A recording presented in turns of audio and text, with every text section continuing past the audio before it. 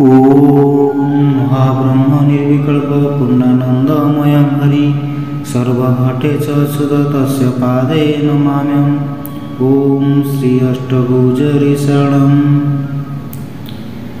भाव विनोदिया ठाकुर भक्त वत्सल हरि भक्तंक पाई कळे बर दश मूर्ति धरी भक्त तुम किस करिब भक्त बोलरे थाओ भक्त पेशिला हस्तिना को दूत पणरे जाओ भक्त देखाइला स्तंभ को स्तंभ हेला उदित भूत्यर भूत्य परिभूत्य भणे दिन अच्युत विषयार सरे मजिली साधु संघ को तेजी तरुणी तनया तनुकु दिवा रजनी हेजी तुम नाम काहु जानिबी प्रभु जग जीवन प्रकृति मते भुलाइला सुधारस आप्यान पतित पावन नामटी जेणु शुणिली तोर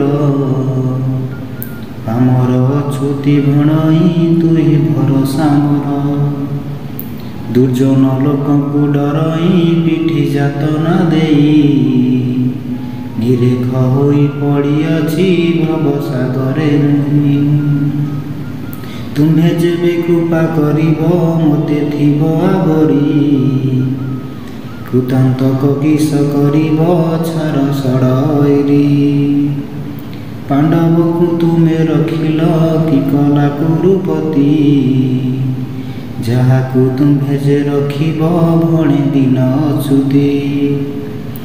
तुम्हर भूत्यके होइब गोष्ठी मंडले कहू से मते तुम सम शरीरुदे किंतु न बहु तुम सेवा काहु जानिबी तुम भूत्यंक सेवा सेवार महिमा न जानी हुड़ी होइली अबा शिव अंकित एमान जेउ चरणे नीति जही पद्मजनी भूलती भणे दिन अच्युति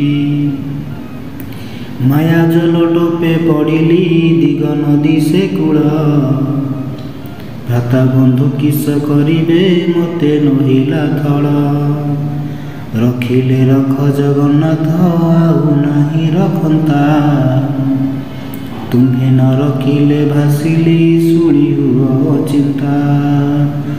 शिव बोली एक दिज हृदय मारिला नात तुम्हे हृष्ट होई हसिला तुम महिमायत राजसी सभा यज्ञशाळे बेत धरी खुंटिया भूत्य गुणुर्पति कराओ प्रभु एड़े अटिया व्याध अंचाम्बिल गणिका ताकू देल सुगति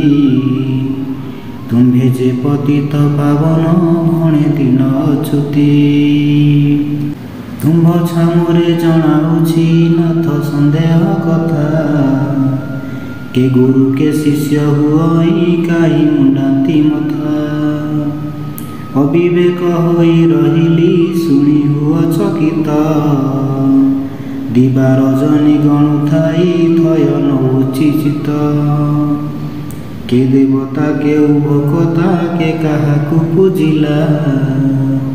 के भोगराग कराउची के कुटा भंजिला के जाति के सती के पति के मोटा विरस के कला तहु द्वंद्ववाद के खटा हरस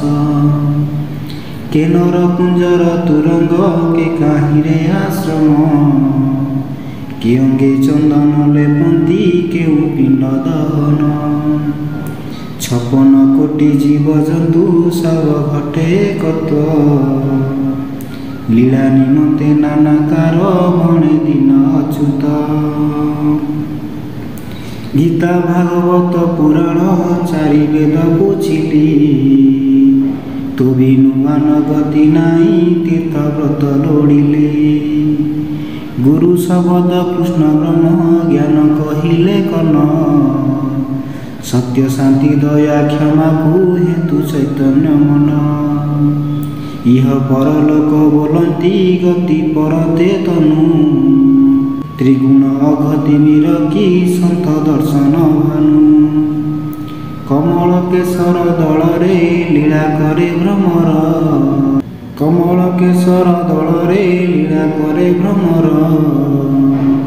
शून्यरु ज्योति मधुम गमी चुंबी केशर 56 कोटि जीव जंतु 33 कोटि देव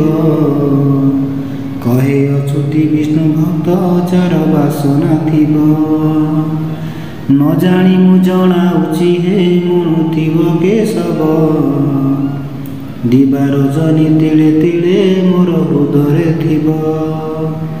जीव थाउ थाउ शरण प्रभु मागई तोते प्राण प्रयाण समय को भ्रांति लागुछि मते केउ बरस केउ मास केते बेलरे मृत्यु काहु जाई काहु रहिब मोर नइला हेतु ज्येष्ठ शुक्ल एकादशी से दिन को मो आशा अभय चरणे मागई मोर एही भरसा चित्रतोला नदी उत्तरे ग्राम नेवाल थान सेठा देह हजिब मोर एही ध्यान 56 कोटि जीव जंतु जहु करिछ जात